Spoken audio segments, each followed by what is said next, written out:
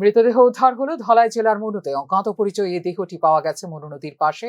সম্ভবত সবজি চুরি করতে গিয়ে ধরা পড়ার পর সে অজ্ঞাত পরিচয় ব্যক্তিকে বেধড়ক পিটিয়ে খুন করে কিছু ব্যক্তি। এমনই অনুমান জনৈক এলাকাবাসীর। খবর পেয়ে ঘটনাস্থলে ছুটে আসে পুলিশ। কোথা থেকে এই ব্যক্তি এসেছিল, খুন হওয়া এই ব্যক্তিটি এখনো ধোঁয়াশায়। ঘটনায় এলাকায় চাঞ্চল্য ছড়িয়ে পড়েছে। আমি সকালে ধরেন না 7টা সাড়ে 7টার সময় আমার খবর দেওয়া হয়েছে, এখান থেকে কল করছে। কল করার পর আমি আইয়া দেখি একটা ডেড বডি পড়ে রয়েছে।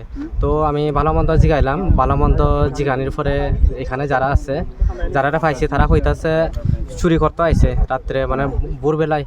তো চুরি করতে আইয়া এটারে হাতে নাতে ধরছে। ধরার পরে এখানে এলাকার কিছু লোকজন আছে, তারা এরপরে এই জায়গাগুলো হইলো আমদার হইলেও মানে বাৎসরিক হিসাবে তারা ফসল বন্ধক হিসাবে করে। তো তারা আবার কিছু এখানে যারা আছে খেতি করে, এখানে তারার মধ্যে ঝগড়া টগড়া হয়েছে। এরপরে এখানে মারপিট হয়েছে। মারপিট হওয়ার পরে এটা